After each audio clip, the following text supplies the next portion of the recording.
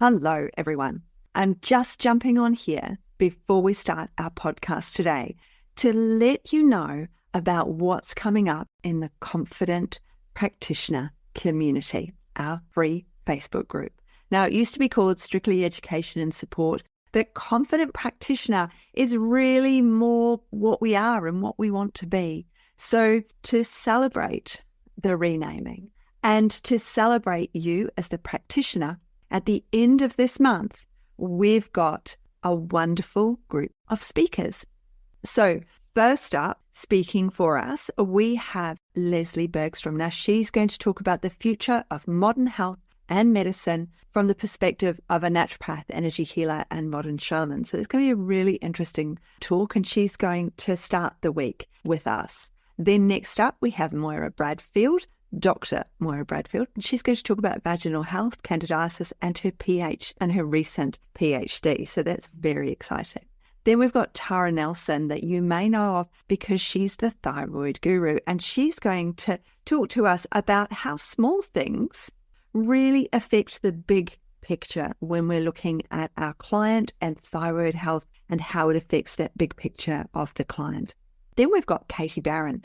And Katie Barron, she's the physical examination guru, and she's the one who helps us to understand how important physical examination is as part of our consult, whether we're online or offline, okay? Whether they're in our clinic with us or whether we're seeing them online. Now, myself, I'm going to be talking, of course, about being that confident practitioner. I'm going to make sure that you understand and to help you in those consults. And we're going to be talking about scripts and things that we can say to our client to encourage them to come back, to encourage them to share you and your services with their friends and colleagues. Now, this is running from the 29th of April to the 3rd of May in the Confident Practitioner Community. And if you invite your friends, whoever invites the most people can win.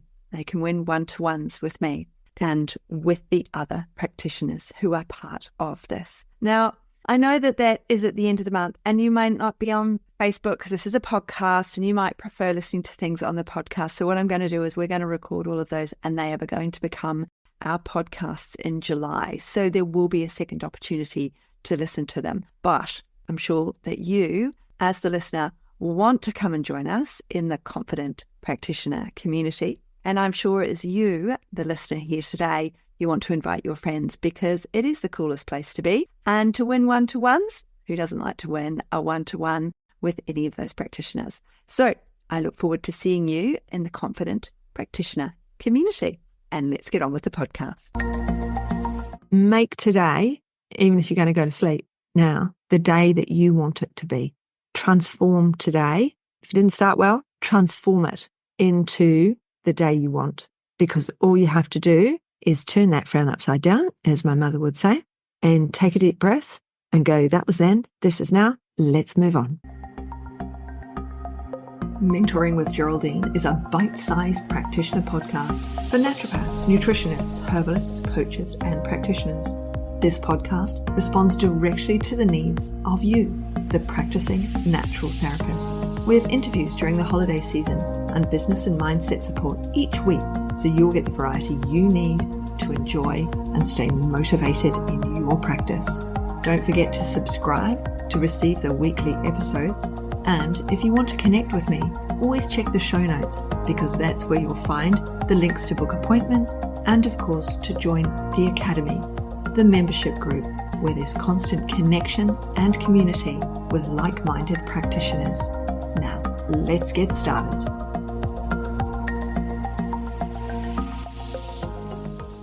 Hello, everyone, and welcome to Mentoring with Geraldine and the Bite Size Podcast. How the devil are you? So let's move on and think about that time chunking and time control we were talking about last week, because all the way through here in this group of podcasts, I've been talking about, what we do with our time and how we empower others, how we change others, but how we need to use our time in a purposeful way. We need to be in control of our time. We need to make sure that we're continuing education, professional development, where we're headed is right for us. And that's what I've been talking about for the last few webinars. They're podcasts. We're on a podcast, guys. So I don't know if you know, how did you find me? Hey, how did you find me? How did you find out about the podcast? Do you want to email me and tell me? I'd love to know how you found out about the podcast and what you'd like to talk to me about, which is Geraldine at mentoringwithgeraldine.biz. I'd love to hear from you. And I'd love you to subscribe and follow and do all the things. Give me a 5-star review. But let's get on. I digress. So last time we talked about controlling our time, being in charge of our time, and being purposeful with how we use our time. Now, that kind of leads us on to where we have two jobs. We've got the one where you see clients, but we need to find alternative revenue streams.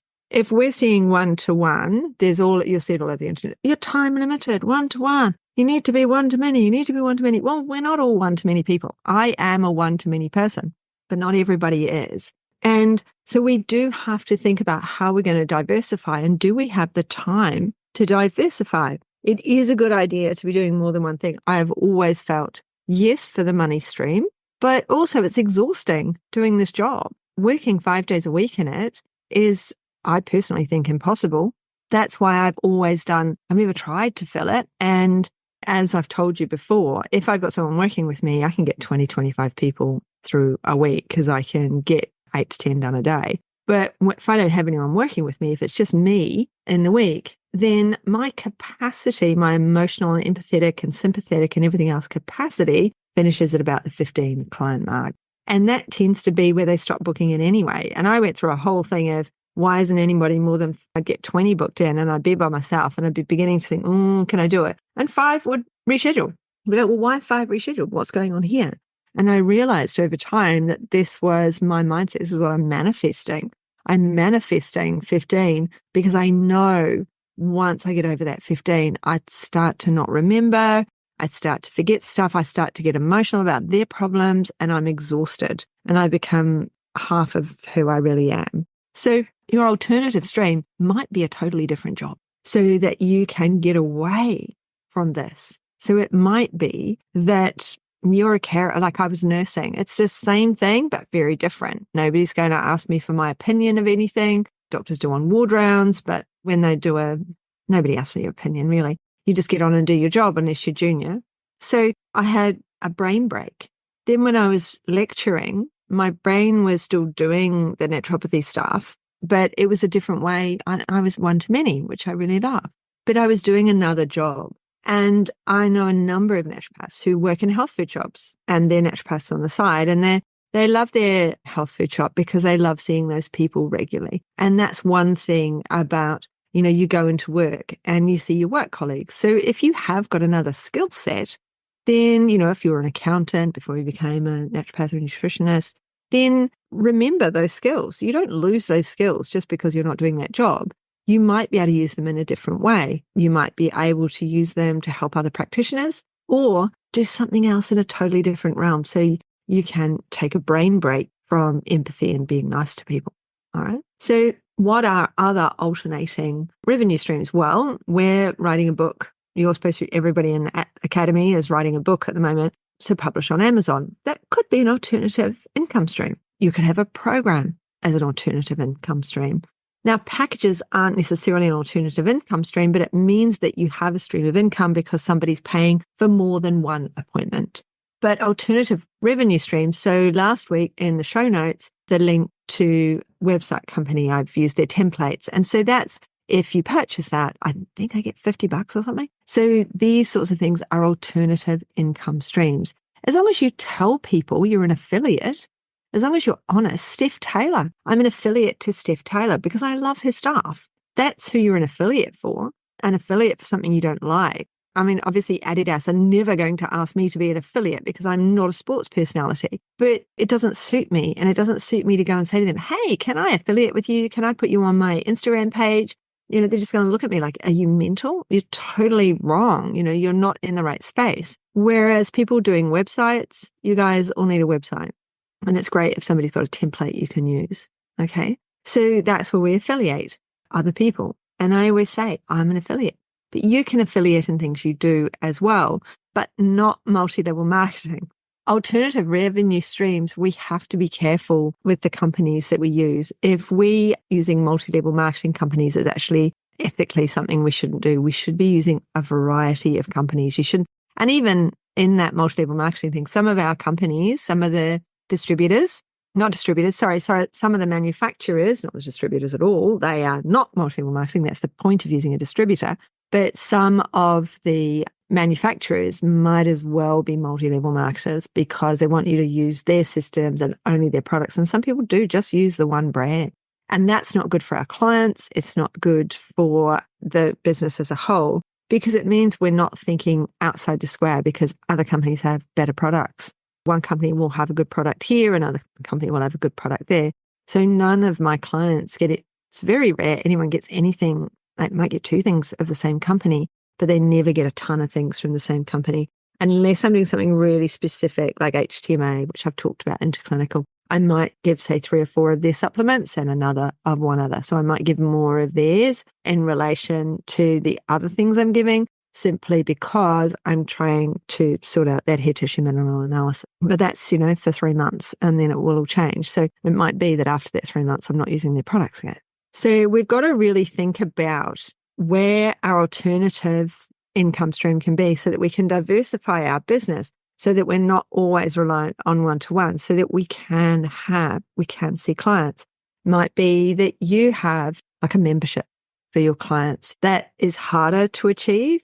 Perhaps a program is a better way of doing it with clients. And you can sell that within what you're doing. So one of my mentees, she's a massage therapist as well as a naturopath, and she's struggling to get those two things to work together. So she got some of her massage clients to come to naturopathy appointments, but then she wasn't really feeling it and they weren't really feeling it. They're coming back a couple of times, but they're not coming back and they still want their massages. So I said, well, why don't you have a program on the side that is lifestyle? Because that's what your massage is about. You've got clients who've been coming to see you for a long time. You're an amazing massage therapist. So to diversify and increase those revenue streams, what about a package that includes lifestyle information that they get delivered to them in addition to their massage? And then they have the odd appointment that's a bit naturopathy before you start, and then they head straight into the massage. So they know we're going to have 15 minutes of naturopathy or nutrition and 15 minutes of discussing your lifestyle. And then we're moving into the massage. So you're getting 45 minutes of massage. Because if people are aware of what's going on, then they're really happy to do it. And if you're sending out that information at not a big cost to them, but you can do it seasonally. And so you get a new client and you can just say as part of this is increase in price. This is what it costs for a package. And it includes this. So there are ways of putting things in so we can diversify our stream so that we can accommodate our modalities. Because that's one of the things that's always a problem is squishing our modalities into one thing. So with my hypnosis, the first appointment is a naturopathy appointment with a 15-minute hypnosis session at the very end. It's only a relaxation sort of session at the very end because I want to know how hypnotizable they are and how I will succeed with them. But it's all very well, somebody comes to you for weight loss, and you give them hypnosis, but they have to know what to eat. So they need a naturopathy appointment. They need a nutrition appointment before I can do the next thing. And it might be the same with you. You might be like, well, I can do the kinesiology, but I actually have to find out your diet because I can't be writing while I'm doing the other thing. Or, I can't be massaging you and finding out your diet because I can't write it down. And then I have to remember an hour's worth. So it has to be two separate things. How am I going to do this? How am I going to meld these 2 or 3 things? Whereas doing a different job for your brain space, that money's going into your bank account. It's an alternative revenue stream, but it's different to what you do. And, you're working in a shoe shop, you're working in somewhere else, you're working in a restaurant as a waitress, whatever it is the other, yes, it's an alternative revenue stream, but it doesn't affect or contact your business stream. And we have to think within our business stream, what are the other things we can do? Can we have a program? Can we have a spring detox or winter warmer program that doesn't cost very much, but we have to promote these things. People won't just buy them. It's all very well getting somebody to write you an opt-in, but if you don't promote it, and maybe it's named wrong, we have to sit down and maybe advertise it with a different name, advertise it in a different way. You're doing reels with it. How are you promoting it? Have you told your past clients about it? Are you saving their email addresses? Where are you saving your email addresses? Hopefully in your own database and not on anybody else's. Hopefully you're keeping all your notes on a database that's safe, not with a distributor, for example. Those emails distributed, they should only get your email. I use Avaya because I know they're not going to do anything with my client's information except serve my client and serve me. Really, really ethical company. So we've got to think about diversifying that revenue. And within an Oborn, they also have other products. So we could actually be doing almost like a Tupperware party where you're using cleaning. This is the cleaning products I recommend you use from the distributor. And this is why I recommend you use them. And this will help you detox your home as a group. And you could say to people, I'm doing a party. It's all online. We do it on Zoom. Everybody does it on Zoom, or we all get together and I meet you. And then you will fill out your shopping list and I put it on the computer and you pay. They can come from the distributor. Oborn has all those products as well. Renner in Perth has those products. So you could be doing like a Tupperware party and improving their lives and their lifestyle by getting them using eco products that are available from your wholesaler. And you can do it at a bit of a discount for them.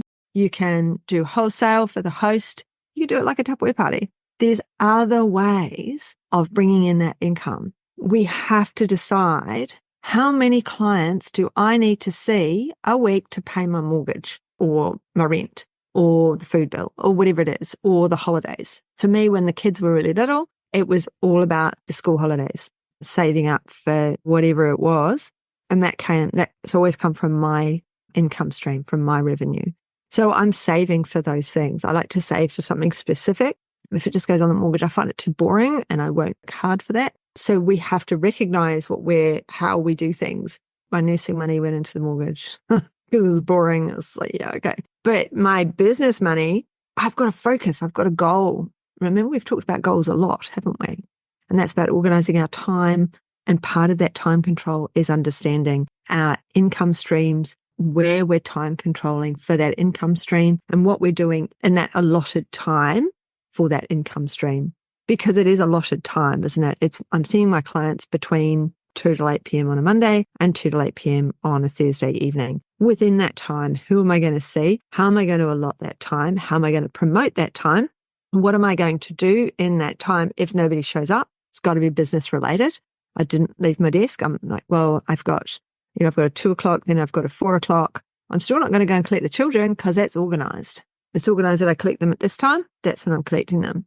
I'm still not going to go and do those things because that's not allocated in this time. I'm going to work on social media. I'm going to pay bills. I'm going to do whatever because I'm sitting at my desk. I've allocated that time to work. I'm going to use that time in my business and nothing else. So when we think about alternative revenue streams, there might be the program. There might be a totally different job. They might be setting up something like a Tupperware party that will enhance people's lifestyles, especially if you're in the country. If you have a group that is there for you, like you're in a church, that's a fantastic way of setting up a lifestyle group and getting them to change their lives and change their products and things like that. And that's not multi-level marketing. That is saying glass cleaner that's environmentally friendly. It's going to clean your glass, going to leave it streak-free, but isn't going to put all the nasty carbons or whatever into the air, isn't going to put all these nasties into the environment. Here's a towel that's recycled, whatever it might be. And at the same time, you can get your kombucha because that's really good for you and you can buy it. So what alternative streams, if you look at your business, number one, what do you repeat to every single client you see? That's your program. Okay, whatever it is you repeat, is the repetition, is the revenue stream, is the diversity. The repetition is where we gain. So that was my Thursday weight loss day, repetition all day. Just happened to be one Thursday. I had 3 weight loss people booking in a row. The first one, and I'd had a weight loss the day before. So I was already in the zone for it. The first one came in and I said, I have weight loss Thursday. It's a program if you'd like to join. And she's like, oh, that'd be great. Thank you so much. I had to invent it on the spot. By client number 2 and client number 3, I had it down pat by client 3 and that evening.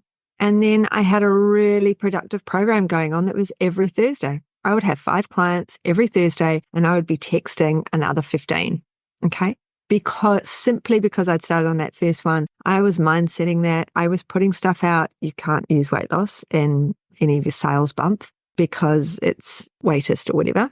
So all of my stuff was around losing weight, but fasting. So it was really around health and longevity with the added bonus of some weight loss, because it was about fasting, is about longevity. And so it was about the right foods, fasting, longevity. And I was getting clients in who wanted weight loss. And I'm saying you will plateau. And in the meantime, this is really good for your mitochondria because we've got this fasting going on. So think about something like that. Weight loss Thursday, skin Thursday, good food Thursday, cleaning Thursday, so that you can start like this Tupperware party sort of system going on where the hostess gets something because she's invited her friends around and you're going to talk about alternative products from the wholesaler. You don't even touch them. It's drop shipped. It's drop shipped to them from the wholesaler after they've purchased, and the money goes into your bank account. We've got other alternatives than teaching. We've got other alternatives than yet another mentor. Gosh, there's so many of us in this space now. There was just me and a few others, and now everybody is a mentor. So, and that's cool. Whatever. We all gravitate to the person that we like the sound of, that we think, yeah, they get me. They've had kids, they're grown up, or they did IVF to get that one and only kid. I did not. But, there's something about that person that makes you gravitate to them because of your own life or who you are or the age group you're in or whatever. And that's a lot of our clients as well. We tend to attract our age group, our problem focus area. There's definitely a ripple effect here of where we're moving, how we get our businesses going, what our side hustles are, and what our alternative income streams are. So there's definitely that ripple effect to make sure that we get on the track. We head in the right direction. That's all I've talked about this month, isn't it? Is time control and making sure that you do all your tasks and your to-dos. And in this one, what other alternative streams are there because of what you repeat, because of what you do, what your fun space is? Okay. I'm going to leave you thinking again. I do like it on a podcast where I leave you thinking about where you're moving to, what the cool thing is that could be your next thing, where you're headed. And you probably have to journal on it. You probably have to sit down and think on it. There's the visualization in the podcast downloads page for you to have a listen to and be able to wrap your head around this moving forward in this goal setting. So, wow, I'm going to leave you there. I hope you have an absolutely brilliant rest of day. And if you made it to the end, you know the deal. Like, subscribe, 5 stars, please. And a brilliant comment would be lovely. Anything less than 5 stars, don't bother scrolling down. It looks really easy. Go away the vibe. Have an absolutely brilliant rest of day. Make today, even if you're going to go to sleep now, the day that you want it to be. Transform today. If it didn't start well, transform it into the day you want. Because all you have to do is turn that frown upside down, as my mother would say, and take a deep breath and go, that was then, this is now, let's move on. Have a good one, and I'll catch up with you soon. Thanks so much for joining me today. Don't forget to rate, review, and subscribe to the podcast for the weekly episodes. If you'd like even more support and learning, then the Academy is for you.